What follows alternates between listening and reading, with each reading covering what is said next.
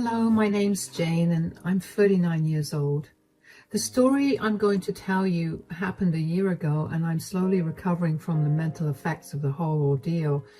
I thought I'd come on here to vent about it, so here you go. Let me start by telling you a little about myself. I got married at the age of 20. Yes, I was very young, but I had been with my late husband since we were in middle school. I just knew that he was my soulmate and that there was going to be no one else other than him. We grew up with each other, so his family was mine and mine his.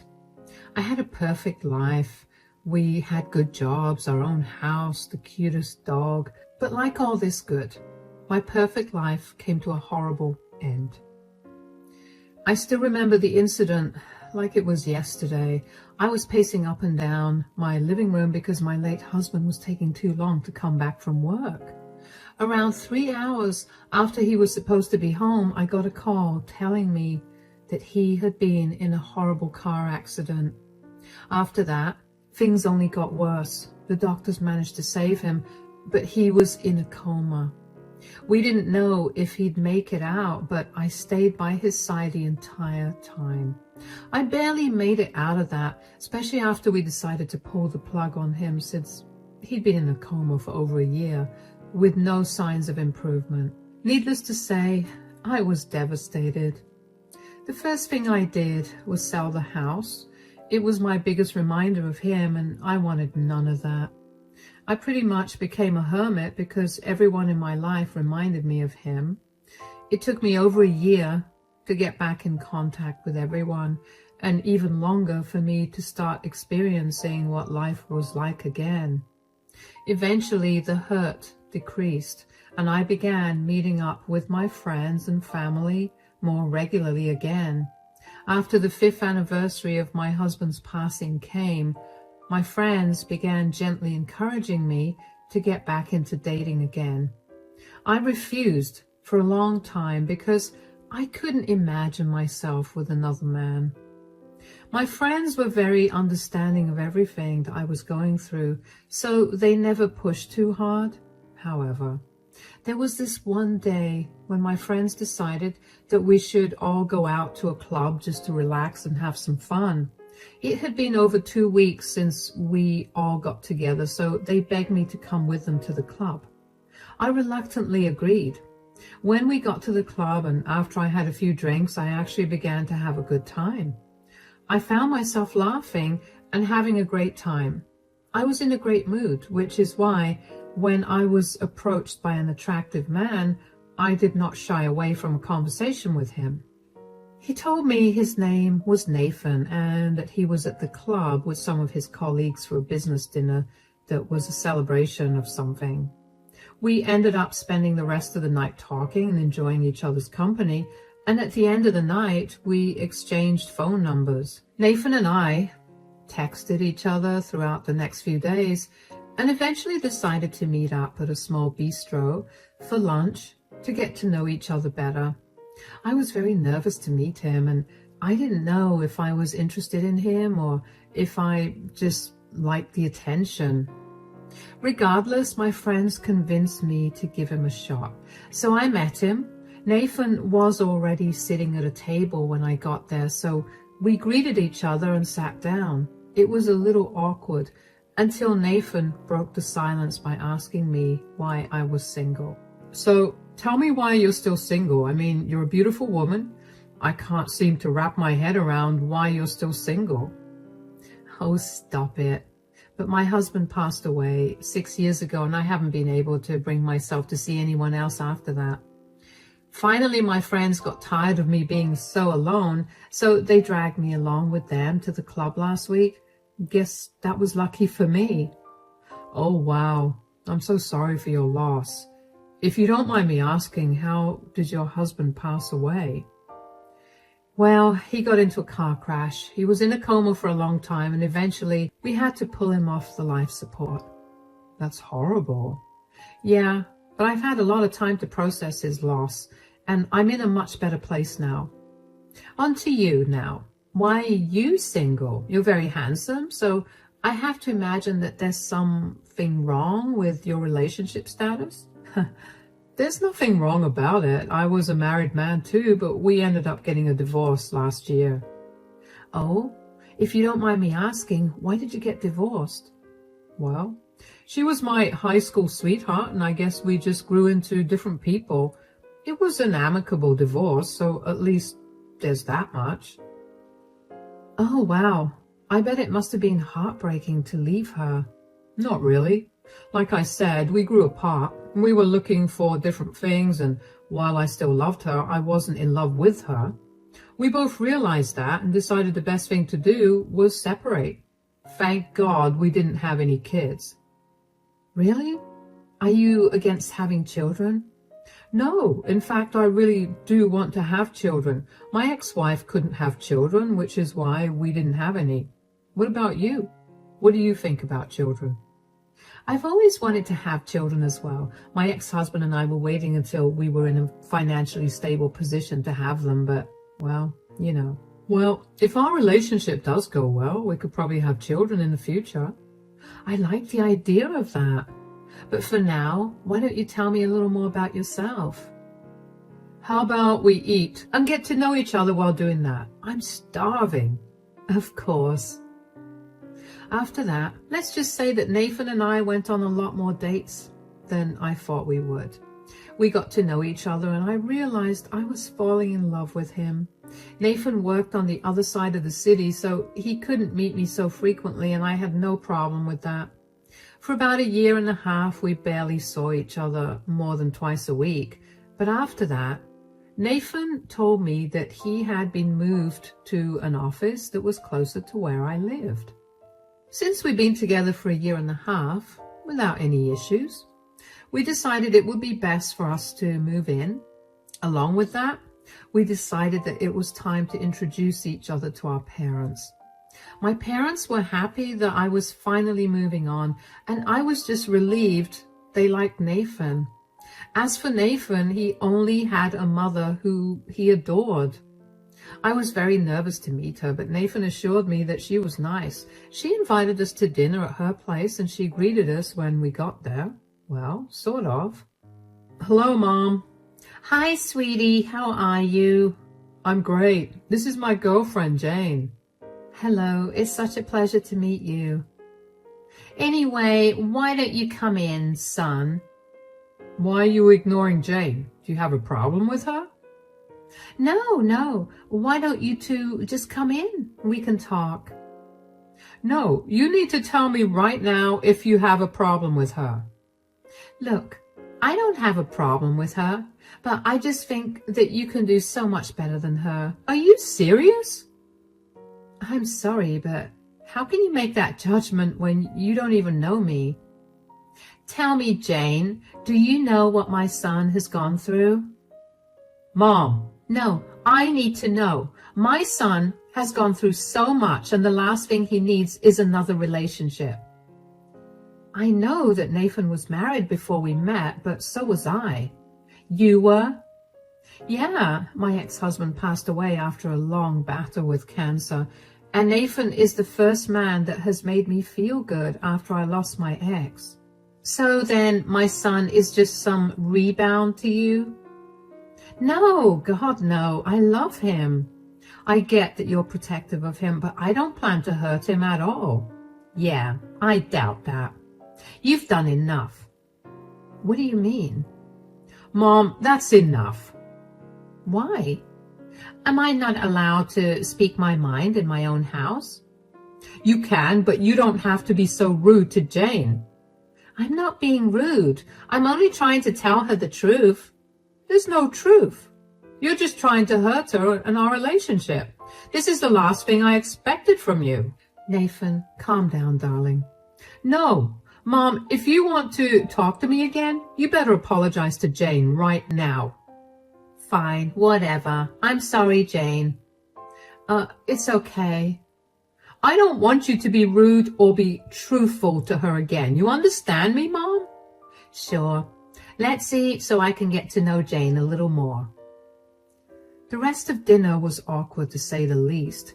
Kayla barely looked my way, and whenever she did, she looked at me with so much disgust that I wanted to shrink into a hole and never come out again. Nathan apologized to me profusely and told me that his mother was still recovering from his divorce from his ex-wife. She took it harder than him, apparently, and while I didn't completely understand it, I chalked it up to Kayla being overly possessive of Nathan. But for the next year and a half, my relationship with Kayla never got any better. She made sure to let me know that she hated me whenever we met, either with her words or her actions. I tried my best to not let her affect me, not only because I wanted to be respectful of her, but also because I knew that Nathan loved her a lot, and the last thing I wanted to do was hurt her. Anyway, Nathan and I got engaged, and after telling my parents, we decided to tell Kayla. We went over to her house to tell her the good news. I didn't think she'd take it well, and I was right. "We wanted to tell you something important, Mom." "Yes, what is it?" "We're getting married." "No, you're not." "Excuse me?" "You heard what I said." Why are you saying no?" "Because I think that Nathan can do so much better than you." "Are you serious? This again?" "Yes, and also because I have evidence of why you should not marry her." "What are you even talking about?" "Last week, I was out with some of my friends and I happened to spot Jane on a date with another man." "What?" "I never went on a date with anyone, I swear." "Don't even try to lie. You're only sticking with Nathan because you want his money." "I don't care about his money. I would never cheat on him. I love him and I hate cheaters with a passion. That could never be me." "Mom, do you have any proof of Kayla with another man?" "No, but I know what I saw. Are you going to question your mother like this?" "You've always disliked Jane, so I need to know that what you're saying is true and not out of hatred for her." "Do you want me to call my friends so they can tell you what we saw?" "Hold on. What day last week did you see me?" "I went to meet my friends on Tuesday, and that was when I saw you." "Are you absolutely sure it was on Tuesday?" "Yes. I may be an old woman, but my memory is great." "Sure, but I'm afraid that you must have seen another woman, because on Tuesday, Jane was at home the entire day because she had a migraine." "That's a lie. I saw her. She must have lied to you so she could go behind your back." "That's impossible, because I was at home the entire day taking care of her." "Why are you lying about something so serious? What is your problem?" "I just want what's best for you. Why can't you see that?" "So you tried to invent stories of my fiancé cheating on me? Do you know how insane you sound?" "You can't call me serious when you did." "Enough. You are not allowed to come to our wedding until you apologize to me and Jane." "It's okay, Nathan." "No, we're going to nip this in the bud. She needs to apologize. I will not let her torture you after we get married. Come on, let's go." I was beyond upset at Kayla's reaction. I knew she hated me, but she'd never been that blunt about it either. Nathan was even more upset than me. He went from calling her often to check in on her to never calling her. In the next few months, we cut all contact with Kayla. I felt horrible because I couldn't help but feel that I was the reason that Nathan's relationship with his mother was ruined. To stop myself from spiraling, I focused all my energy on planning our wedding. After 6 months of wedding preparations, I emailed the invitations to all of Nathan's and my family and friends. Kayla must have heard from her family about the wedding date because she showed up at our place the day before the wedding. Nathan was out of the house and it was only me. When I opened the door and saw her, I was surprised at first, and when she just awkwardly stood at the door without saying anything, I let her in. Finally, after another minute of silence, Kayla spoke up. "You cannot marry Nathan." "Excuse me? You heard what I said." "Why should I not marry Nathan?" Because I said so. Okay, look, I've been nice to you even though you've done nothing but make my life miserable. What do you have against me that you've done everything in your power to sabotage my relationship with Nathan? I have nothing against you, Jane. I'm just trying to protect you. Protect me? How in the world is accusing me of cheating an act of protection? And don't tell me you have nothing against me when the very first time you met me, you told Nathan that he could do a lot better than me. I was just trying everything in my power to make you go away. The first time I met you, I realized that you didn't know the full truth about Nathan. I mean, he didn't tell you the truth, which is why you didn't know. What are you even talking about? Do you remember how you met Nathan? Obviously, we met at a bar and we hit it off after that. Yes, and what did he tell you about his relationship status at that time? He told me he was a new divorcee. That was a lie. What? Nathan was still married to his then wife at that time. Is this another tactic of yours to sabotage our relationship? Because if it is, I'm going to uninvite you, and once Nathan finds out, he's never going to talk to you again. I'm sick and tired of your nonsense. No, I swear this is not a tactic. I've realized that none of my plans to get you to leave have worked, so the only way for you to leave is to tell you the truth. Here, take a look at this. What is this? These are Nathan's police reports. What? Yeah, his ex-wife found out about his affair with you, and things got really heated between them when she confronted him about it. She threatened to expose him to everyone, and Nathan lost control of his temper and laid his hands on her in a horrific manner.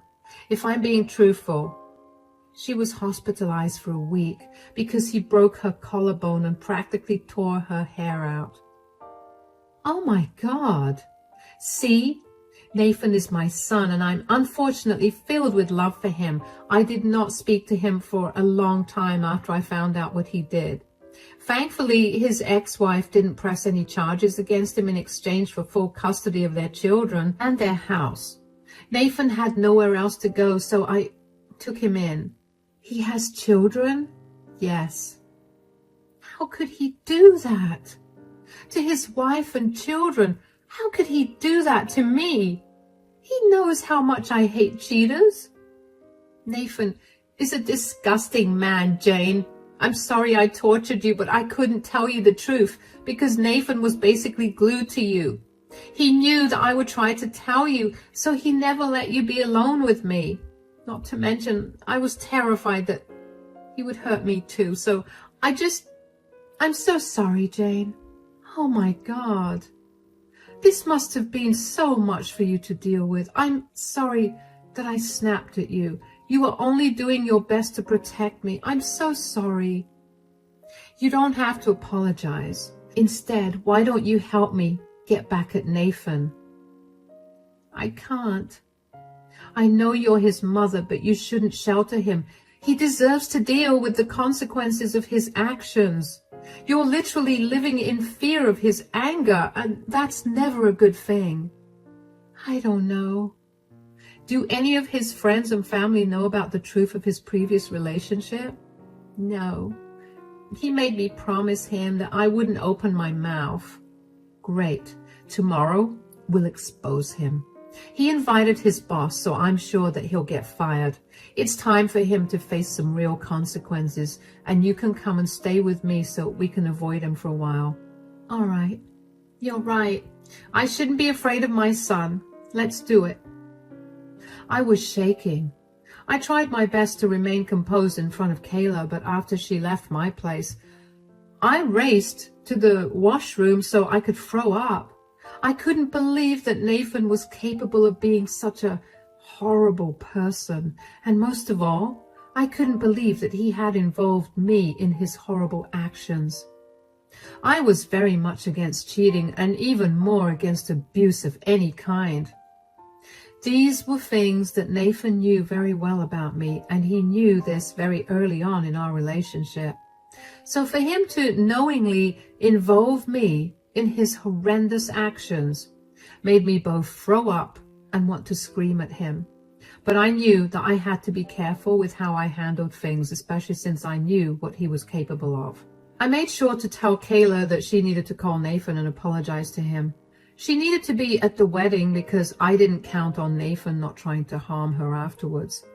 I told her to pack all her necessities up and keep them in her car before she got to the wedding. I needed to make sure she was by my side the entire time. Then I told Kayla to tell Nathan that she wanted to apologize to me. I was sure that Nathan would want that to happen only with him present there. I didn't want to give him any reason to think that I knew the truth. Things panned out just like how I had predicted after Kayla apologized. Nathan forgave Kayla, and so did I for his mistake. I truly don't know how I got through the rest of that night, but I do remember being truly afraid that Nathan somehow found out that I knew the truth. When I wasn't afraid, I was seething with anger against him.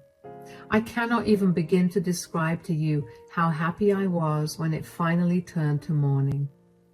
Nathan and I made our way to the venue where our wedding and reception was supposed to be held. We thankfully parted ways to get ready, and Kayla greeted me discreetly. She handed me a USB with all the proof of Nathan's actions against his ex-wife.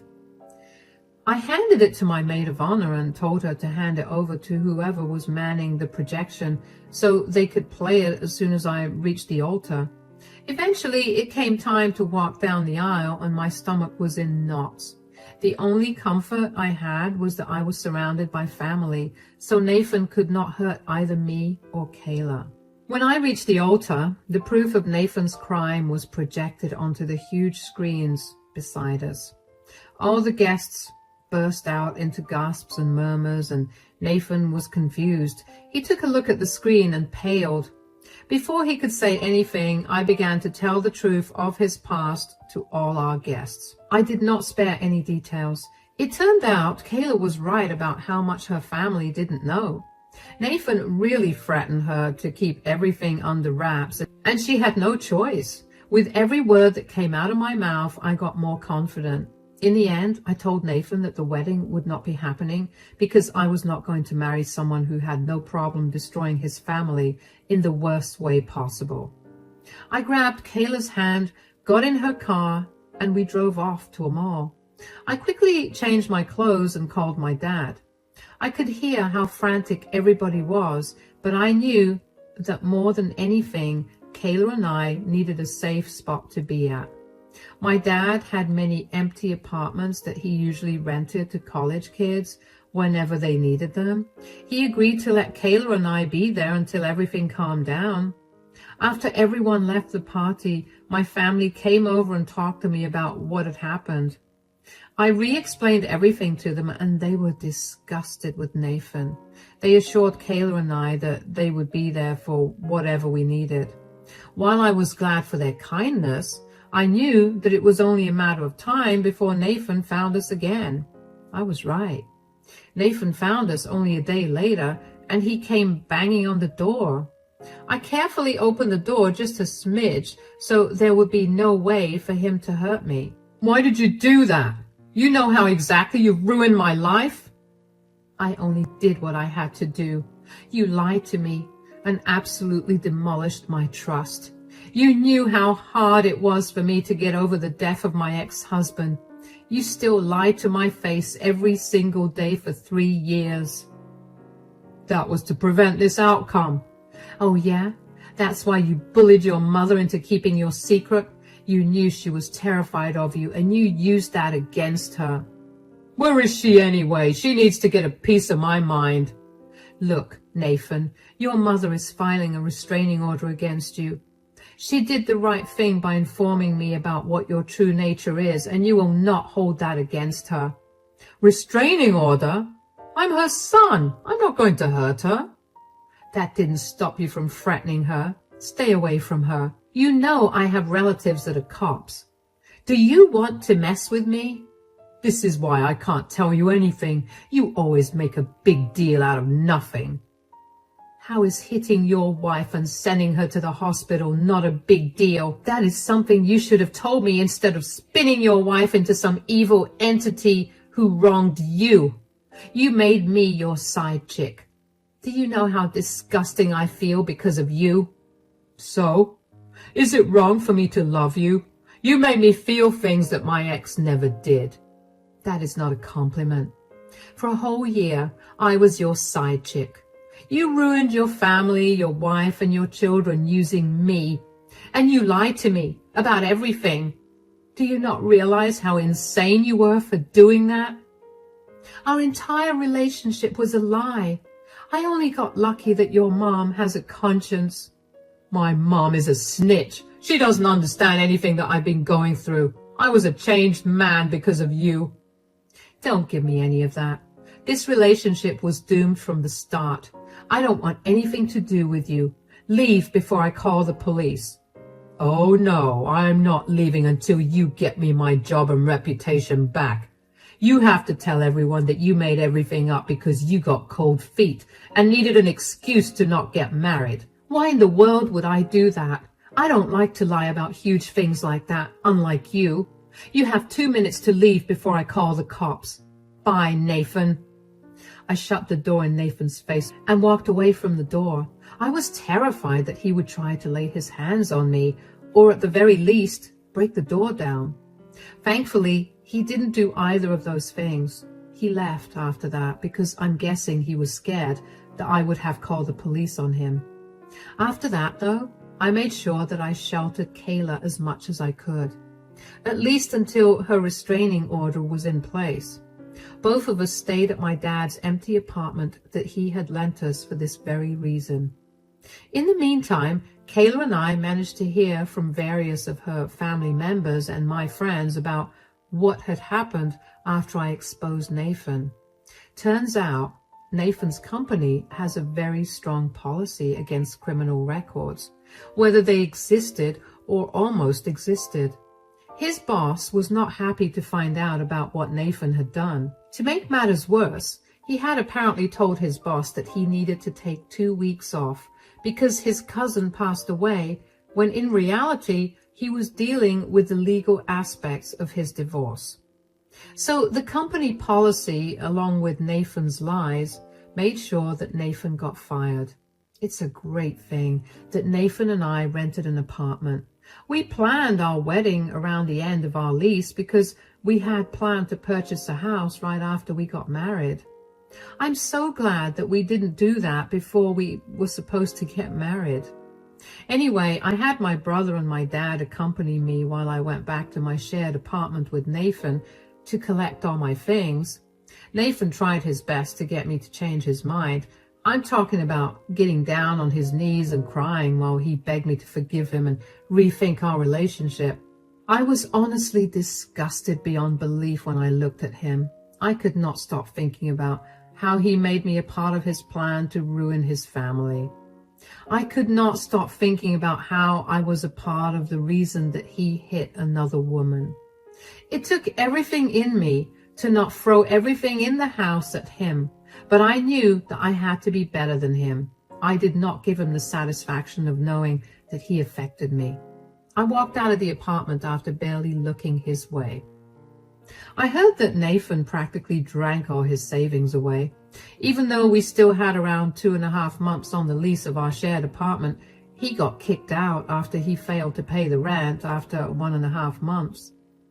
He's been couch surfing at his friend's place. Well, whatever friends he's got left.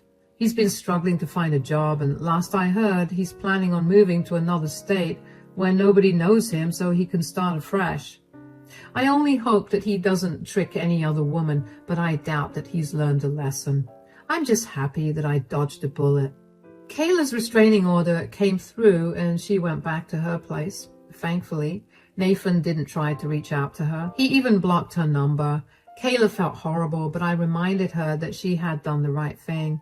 We've become pretty good friends now, and we've even gotten to the point where we can laugh at the way she used to treat me. Life is getting better now. I still have a huge weight of guilt lying on me, but I'm in therapy and I'm working through it. The only reason I haven't crumbled is because all of Nathan's friends and family abandoned him. He doesn't have a job anymore and he's at his lowest. I'm grateful that he got to face the consequences of his actions. I still have a long road to recovery, but I'm sure I'll come out on the other side happier and more secure with myself. If you've listened to my entire story, thank you so much. I hope only the best for you.